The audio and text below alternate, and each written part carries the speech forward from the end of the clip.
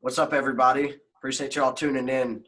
I've got the very awesome Jeff Duncan with me here today. What's up, buddy? How you doing? Doing good. Just hanging out here in the very nice Las Vegas weather today. I know you have a very nice scenery going on behind you, man. I'm a little jealous. I'm all about my Kiss stuff and the GNR stuff you can see behind me, but I'm a little jealous of that view you got going on.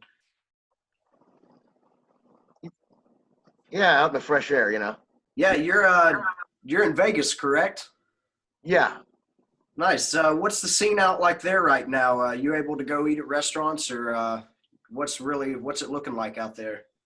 Well, I mean, it's restricted. It's kind of probably not as bad as some places, but I don't really do much. Anyway, I don't really go out that much, so it doesn't.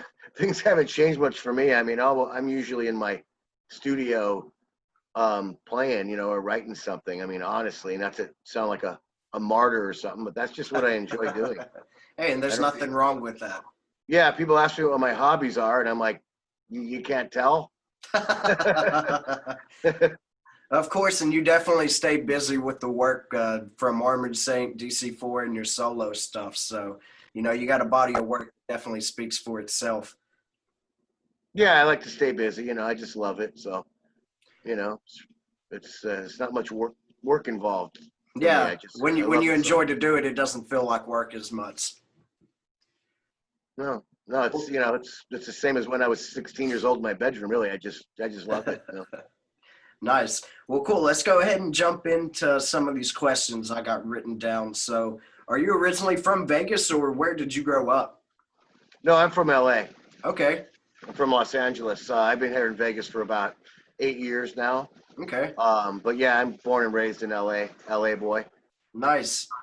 And I know that you got involved into the scene pretty young out there, so that's a good segue into what I wanted to talk about next. So you were in a band called Odin, and you guys were featured in The Decline of the Western Civilization Part 2, and you guys were there around on the strip, for a few years there in the 80s. So talk to me about what it was like, trying to fight for your spot in the scene in the 80s when we know everybody was out there trying to make their mark. Yeah, well, I mean, gosh, it seems like 100 years ago now. you know.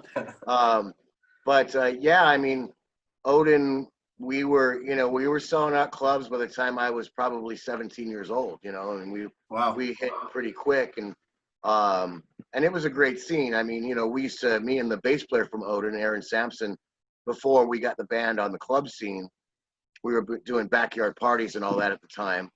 We would go into Hollywood and watch bands. I saw Motley Crue real early on, and Rat and Wasp and everybody. Nice. Um, and so the scene was just starting to happen. So I pretty much watched all that happen, and then we just wanted to be a part of it. So we became a part of it and started playing the club scene, and we got popular, and you know Motley got signed, and Rat got signed, and a lot of bands got signed, to major labels. We never did. I don't know why, but we didn't. And we were a sellout act, and people really liked that band, and I thought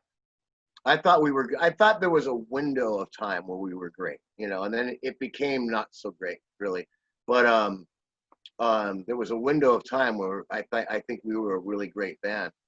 But I always look back on that time because I was so young, as my rock and roll boot camp, because Nice. because we were so young and we were so popular, we had a lot of hangers on, a lot of people coming around us, and just too naive to, I thought everybody was nice. I didn't, I was just this kid from Glendale, California, who wanted to play guitar. So, uh, I'm not bitter about any of it because, nothing, and none of it stopped me. None of it prevented me from carrying on to what my goal was or what I wanted to do. So, everybody starts somewhere, right?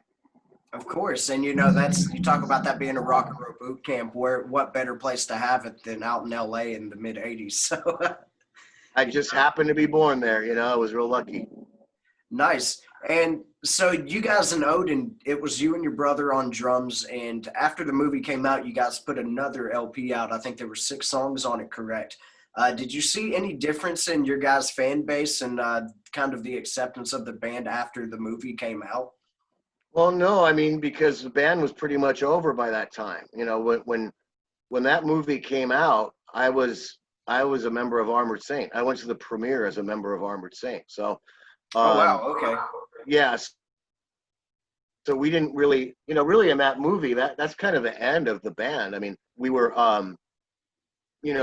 kind of done with it, and the singer wanted to do his own thing, and there were a lot of, there was just a lot of bad habits going on in that band, and it was just tired. We'd been playing the club scene for a long time, and we weren't really getting it to where we wanted it to get, and it was frustrating, watching, you know, everybody pass us up. So, when that happens and you're young and you start like blaming it on this or blaming it on that, then you start blaming it on each other. And, and that's kind of what happened, and different musical differences and all the classic stuff, and, but it was really just kind of the end in that movie. And if you kind of look at the condition of us in that movie, I mean, you can tell we're just tired, Yeah.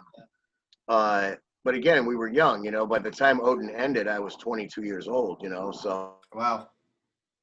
kind of young to be done with something, you know. Um, but I'd rather go through it at 22 than go through it at 42, Of course. And that's a good segue of what I wanted to talk about next. When making the transition from Odin to Armored Saint, what do you want to kind of touch on how you got the gig in Armored Saint from after Odin? Yeah, well, we were friends. We've done a lot of shows together, Odin and Armored Saint. It was a good combination, and we just became friends, and we'd hang out and parties and stuff, and we'd have get-togethers, invite those guys over, and spend a lot of time together. I was actually initially closest with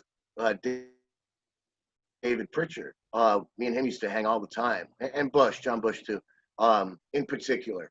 And they decided it was after Raising Fear, after the Raising Fear tour, that they wanted to be a 5-piece again, have 2 guitars again, and they hit me up at that point. But they had asked me about it. I think right around the Delirious Nomad period, Okay. into that cycle. But at that time, I was still pursuing Odin, and I didn't really want to leave my band at that point, Of course. which maybe I should have. But and then when it came back around, I was like, okay, well, things at Odin are kind of uncomfortable, and this is kind of, we were still selling out. 3 nights at Gazzari's, we were still pulling crowds, but it wasn't. Everybody passed on us. We were kind of old news as far as labels, so I didn't really think it was going to happen, or everything pointed to that. So I said, okay, well, yeah, and I loved Armored Saint. I mean, they were my friends, but what a cool fucking band is Yeah. Armored Saint. So I did join, and initially I did when I joined. I was in the band for about a year or something like that with Dave. It was me and Dave. And a lot of people don't know that. I was initially in the band with Dave Pritchard. Because Okay. a lot of press says, that I replaced Dave Pritchard, and I didn't. I was in the band with Dave, and I left the band, and that was when I cleaned up and all that, and I had some stuff to take care of, and that, just for the record, I haven't touched anything for over 30 years, so Oh I'm wow. I'm I'm mean and clean. But Congratulations on that, man. yeah, it's just getting loaded for me is a hassle, but Yeah. it takes a lot of work. Yeah, But of course. and so I left to clean myself up, and it was a it was tough decision because I was leaving Armored Saint, and in that time, unfortunately, was when David passed, and we had already done all the demo. We had done a ton of demos for what was to become Symbol of Salvation. I did a tour with them in '88, which was we did a tour, U.S. tour with King Diamond, and it was after that I think, yeah, I departed, and but then it came back around, because when David passed away, the band was guitarless. They didn't have any guitar players, no guitar players. It was just the other three guys. And so obviously some time passed. I mean, David was a brother, so those guys, Of course. they were about the band, they were just, kicked in the teeth. They were just gutted, Yeah. So, but then when it came back around, they decided that maybe it would be good to do the band again. And that's when me and Phil came back into the fold. And it's been that lineup ever since, Armored Saint's a very kind of brotherhood family kind of band. So me being such a good friend with them from the time we were teenagers, and then of course Phil being a founding member of the band, who had, they cleared up their stuff with him. That's his story to tell. But I was like, okay, and we went in and we did, we did some shows, I think, and then we, just hunkered down and we did the Symbol of Salvation record, and which was kind of Dave's swan song because Dave wrote a lot of that material on that record. So, and then, that became, a pretty critically acclaimed album for the band, which was great not only for Armored Saint, but it was good. It was good because it was Dave's legacy. It was his last offering musically, Of and course. we were able to transmit that, in the spirit of him. So.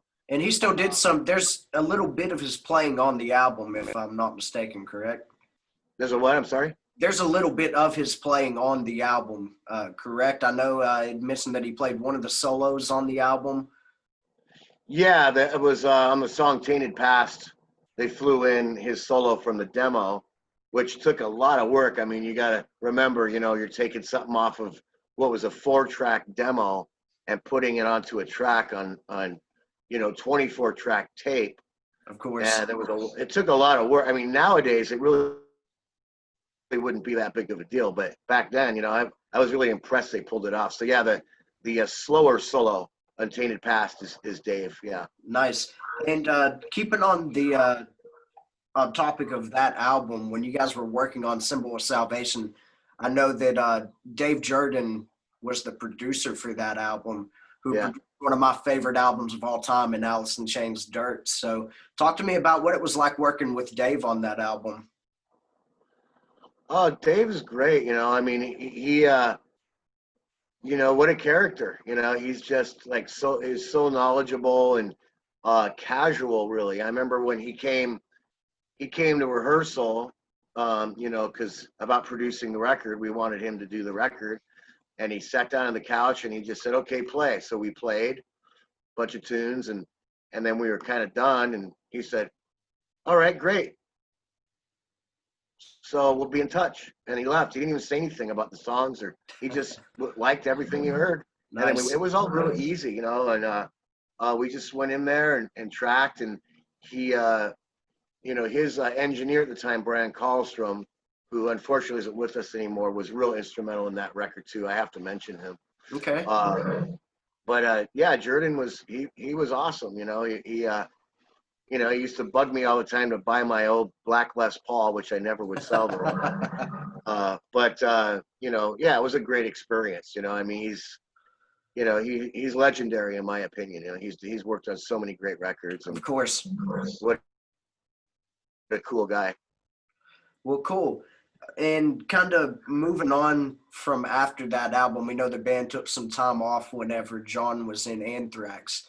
So coming back to the band in the late 90s, I think it was 99, whenever you guys reformed, how easy was it for you guys, to get the creative juices collectively flowing again after having almost a decade apart? Well, I mean, it was pretty easy. It was it was kind of like where we left off. And it really wasn't any different. It was Armored Saint, you know, and we all know what Armored Saint is, and collectively we are that band. So it really wasn't, from my recollection, it really wasn't anything very taxing. You know, it was just they did the demos, and or there were demos, and we you know, learned the songs and went in and tracked everything, and that was the Revelation record, Nice. which, you know, I think, you know, is a good record, and it was a, you know, I mean, it was great because you know, I had written it off. I mean, I put together my own band, you know, DC4, and we'd done I think one record or two at that point, and I was just kind of doing my own thing. You know, I didn't think Armored Saint was gonna come back. You know, I really didn't, but it did, and yeah, it was great. You know, it was just like kind of like riding a bike. You know. Nice. Well, cool. Kind of moving on a little off topic from Armored Saint for a second. I know that you play with Mr. Dizzy Reed from Guns N' Roses. Talk to me about how you guys Uh-huh. originally got hooked Yeah, up yeah, I and did some stuff. playing with him. Yeah, I knew Dizzy before Guns N' Roses. I mean, when I met Dizzy, he was in a band called The Wild, LA band, and you know, I met those guys. I mean, it was in the Odin days, so I was pretty young. So Nice. I knew Dizzy for a really long time, and we uh, met up. I used to go to these jams. This guy Happening Harry used to throw these jams at the Cat Club in Hollywood, and I showed up there, and Dizzy was there, and I hadn't seen him in a long time, you know. And I remember when he got the Guns N' Roses gig and all that, but I hadn't really seen him or hung out, you know. But we were always we were friends back in the day, so you know, we just kind of reconnected and did these jams and had fun playing together. And then he asked me to do some dates with him, doing his solo stuff and all that. And so and then he did. Actually, not that long ago, I tracked a couple things on his new solo album, and I did play a little bit. I played on a song in his first solo album, and yeah, I have done a lot of shows with him. So you know, we'll see what happens in the future. But he did play a little bit of keyboards on the Armored Saint record on a couple songs, you know. Okay. And he's played, yeah, he played on I think it was Lone Wolf, a Nice. couple of things. Yeah, he played keyboards on, which he got a hold of me. He said, "Hey man, if you guys need any keyboards, let me know. I would love to be on an Armored Saint record, you know." And so I just put him out the word, and he came down. And fortunately, the studio that we're recording at, he lived like, you know, half a mile away from there, so it worked out pretty Nice. well. But uh, yeah, and you know, he's played on some DC4 records, a couple things, and you know, we're just really good pals. And you know, whenever either one of us wants someone to play on something, it's like, yeah, you know, yeah, let's do it. You know, it's never no. It's always like, yeah. You know? That's awesome. So you're saying that you did some of the tracking on his last solo album, which would have been Rock and Roll Ain't Easy in 2018.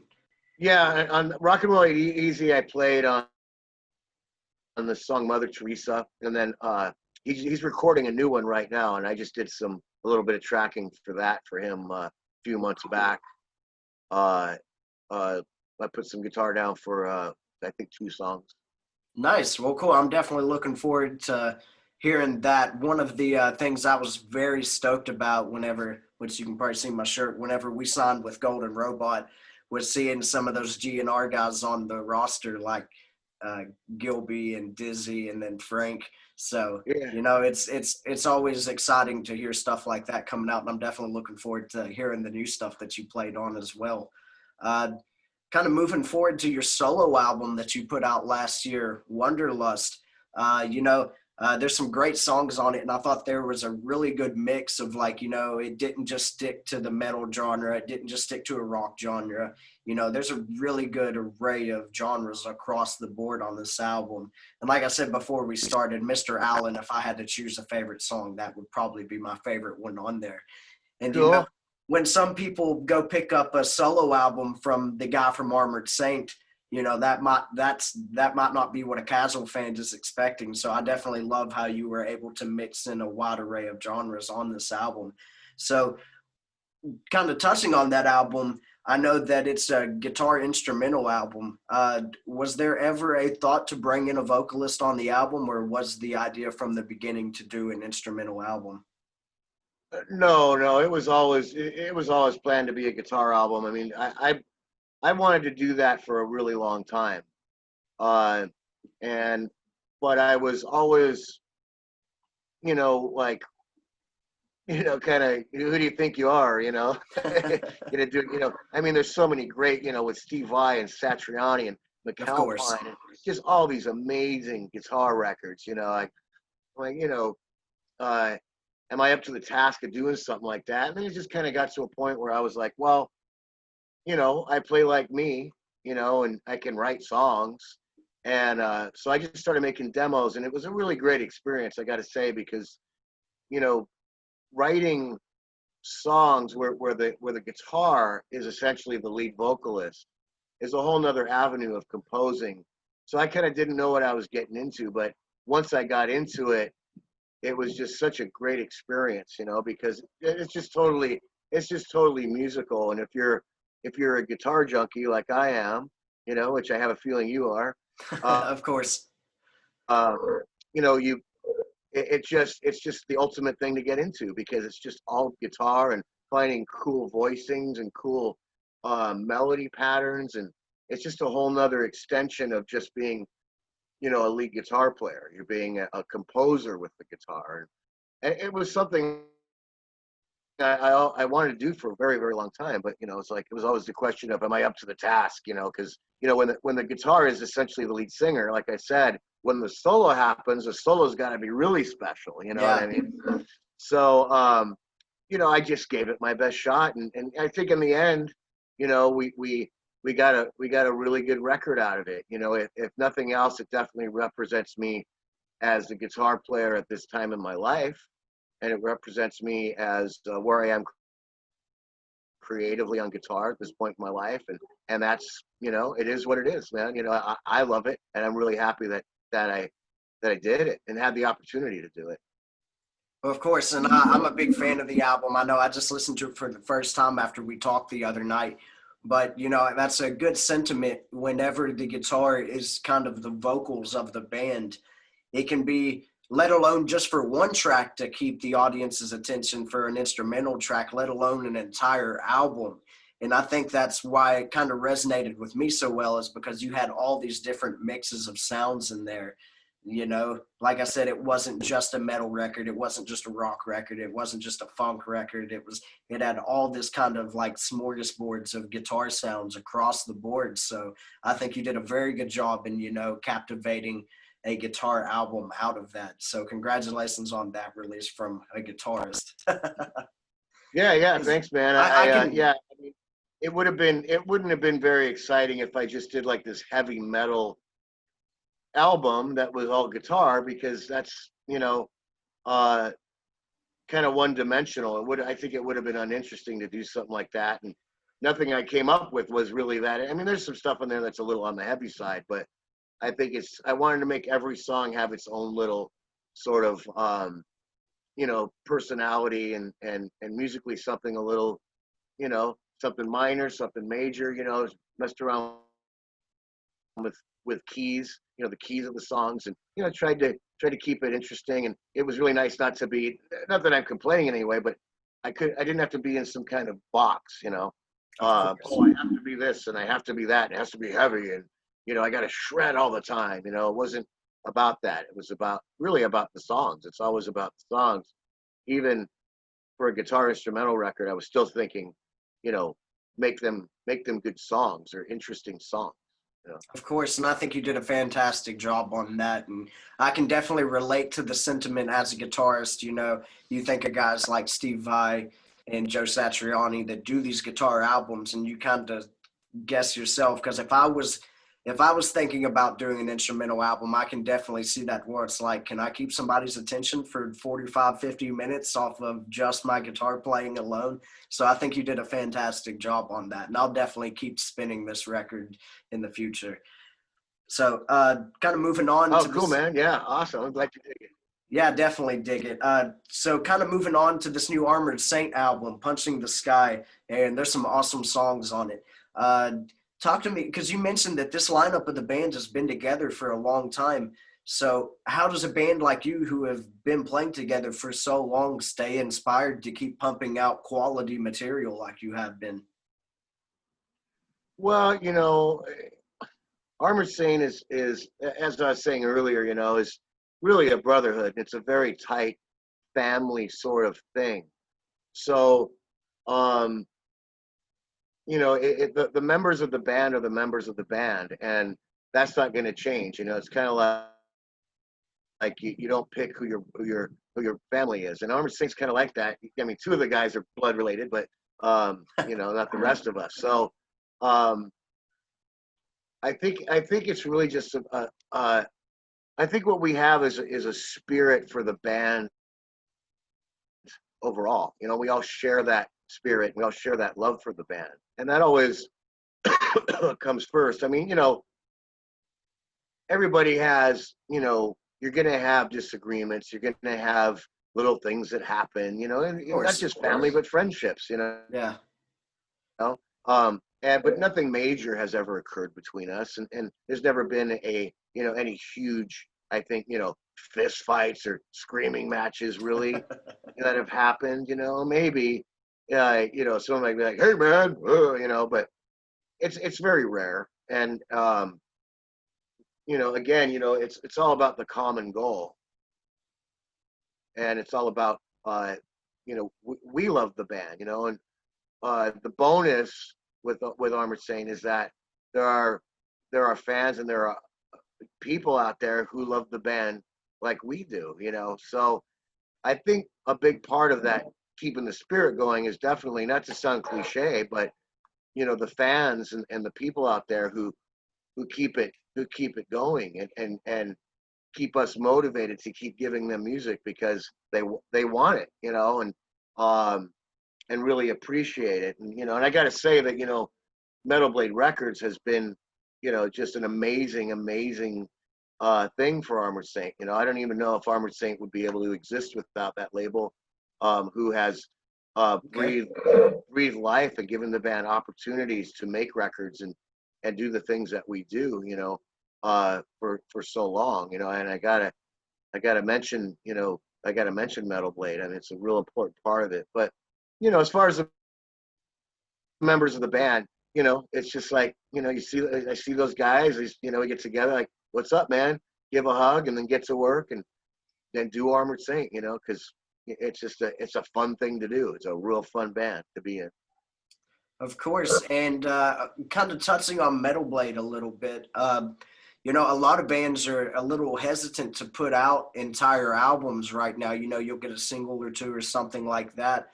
So, talk to me about the decision to put out an entire album right now when bands don't really know when they're going to be able to tour again. Was that really a decision from Metal Blade or Armored Saint, or was it kind of a decision from both? Well, I mean, we that album was done before COVID hit, um, and pretty much right when the COVID thing happened was when the album went into mixing. So, um, but I think that we've never even discussed just releasing singles or any of that. That's never come up. We just kind of that old school mentality of making a full album and offering a full collection of songs is just something that we do. It's never really come up. It's never, oh well, we're going to make a single and put it out. I mean, we did do that before the record came out with the videos for what did we do? Missile to Into Gun. the Yeah, Missile Gun, Into the Attention Span, and Standing on the Shoulders of Giants. And those were released as singles videos, but we had an album that was going to come out too, So Yeah. that was just an intro. Those were just an introduction to the album. So I don't. It's never come up. Honestly, it's never come up like, oh, let's go in and record 3 songs and put them out one.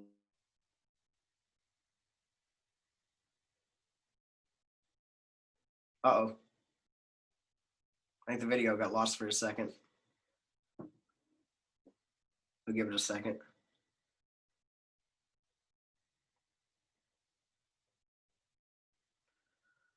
Bear with us, ladies and gentlemen. A few technical difficulties.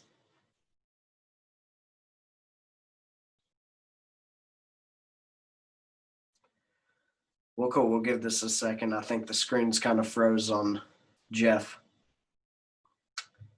Watch this me for a second, ladies and gentlemen. So bear with us for a second. We'll try to get Jeff Duncan back on here. Thanks, y'all, for hanging out. But we're going to stay live. We'll give him a second to try and pop back in. So I'll see what I can do to entertain you guys. Oh, here he goes. There we go. Nice. Cool. All right. I can hear you. Went away. Yeah, that's it. And man, you know, it can be Okay, like good. that sometimes with Zoom. So I was having to entertain everybody for a second.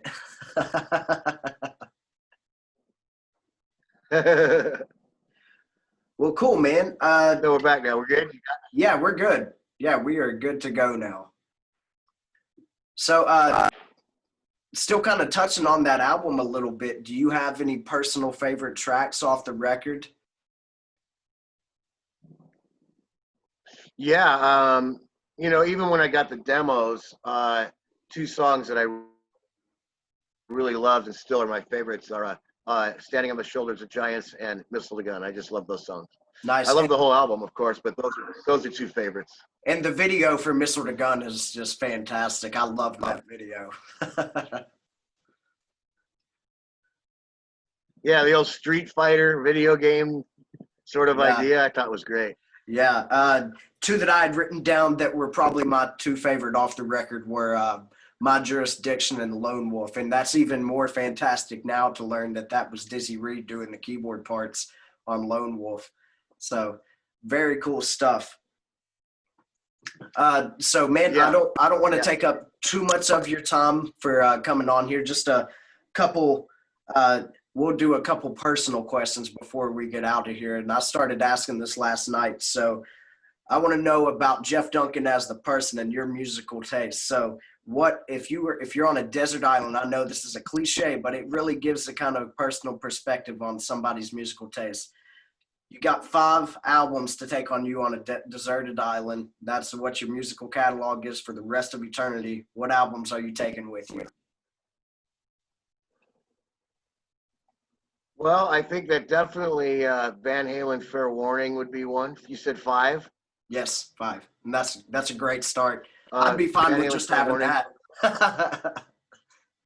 Yeah, you know, I mean, really, just any of those early records.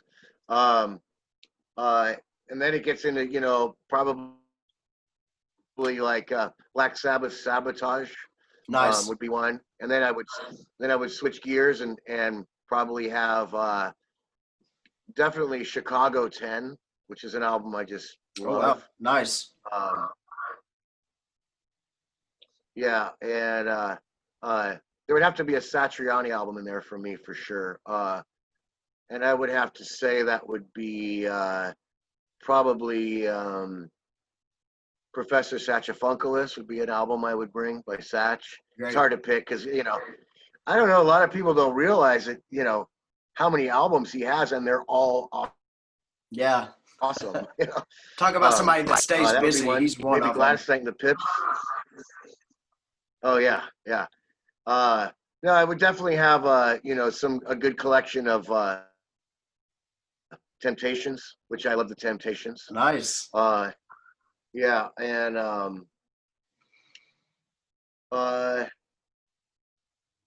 I don't know, maybe Rainbow, Long Live Rock and Roll. Nice. Yeah.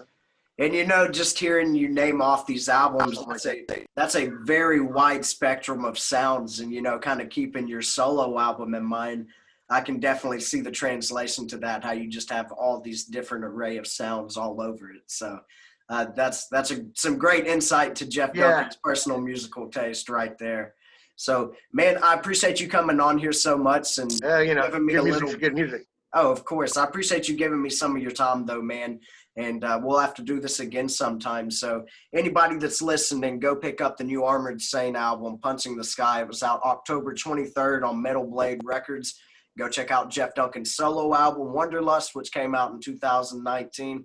And Jeff, thank you so much for coming on here today, man. We'll say goodbye off air, but we'll go ahead and end the live stream here now. So thanks everybody for tuning in tonight.